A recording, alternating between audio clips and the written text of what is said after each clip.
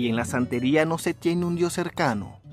En la santería, al igual que en la mayoría de las religiones de origen africano, el Ser Supremo, Olodumare u Olofi, decepcionado de los hombres, es un Dios lejano, ajeno y desinteresado de la creación y del ser humano.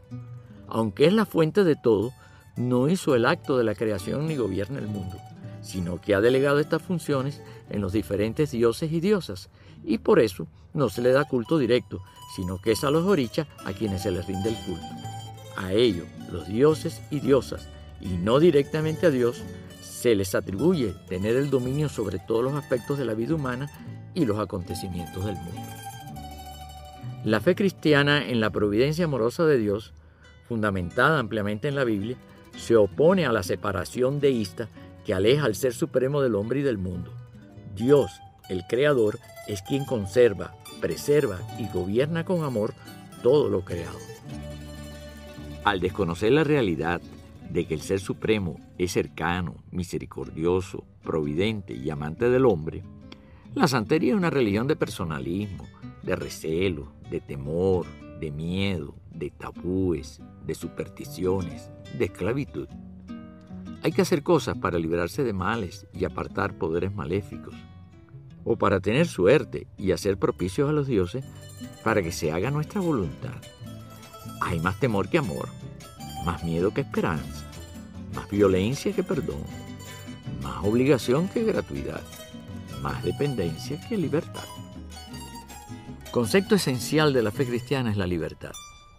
Creado por Dios a su imagen y semejanza, consecuencia de esta especial dignidad, el hombre es un ser dotado de libre albedrío, es decir, de libertad para decidir y asumir el dominio y la responsabilidad de sus actos. Y cuando por abuso de esa libertad el hombre pecó y se apartó de Dios destruyendo su propia felicidad, el Padre nos envió a su Hijo unigénito, Jesucristo, para devolvernos la libertad perdida por el pecado, rescatándonos al precio de su sangre vertida en la cruz. Donde está el Espíritu del Señor, ahí está la libertad. Para ser libre, nos libertó Cristo. Por Cristo y por su sangre, participamos en la gloriosa libertad de los hijos de Dios, porque Dios nos quiere libre y siempre respeta la libertad que nos otorgó. ¿Y en qué parte de la Escritura se puede encontrar eso que me estás diciendo? En Gálatas 5:1 y en Romanos 8:21. La santería cree en la predestinación. Desconoce el libre albedrío, la libertad del ser humano. Antes de nacer, ya un determinado oricha ha seleccionado a la persona a la que un día, cuando se inicie, va a montar, es decir, a poseer, para ser la esclava de sus caprichosos deseos, castigándole severamente si no los cumple, y obligándole a una constante servidumbre de consultas y ofrendas que se le rinden por temor, no por amor. Y sin libertad no hay gratuidad, ni esperanza ni responsabilidad. Además, en la santería el iniciado tiene que observar numerosos tabúes y prohibiciones que coartan su libertad.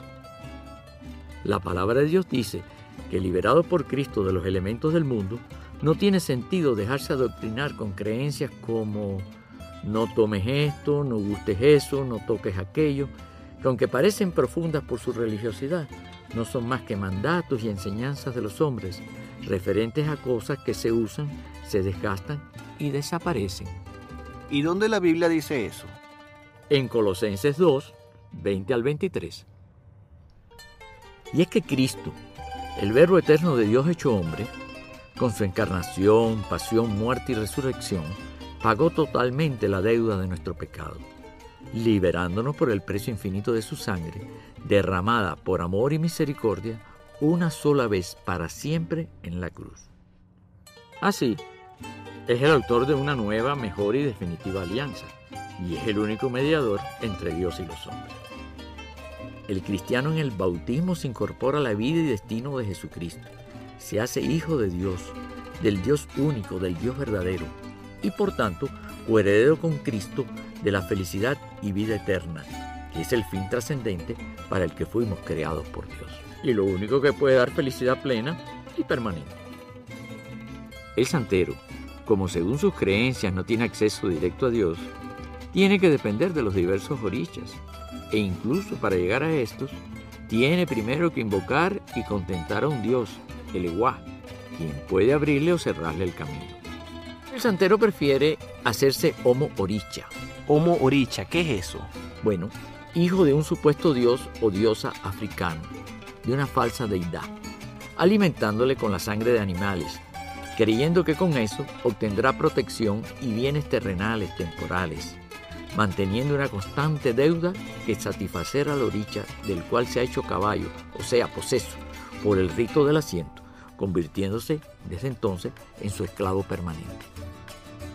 Si el iniciado, el que tiene santo montado, no satisface los pedidos de lo que él llama su ángel de la guarda, o sea, el oricha al que se consagró, a quien debe estar siempre consultando por los caracoles y demás métodos de adivinación, el Dios lo castiga con tragedias y calamidades, recibe toda su violencia y todas sus represalias en lugar de la che o protección.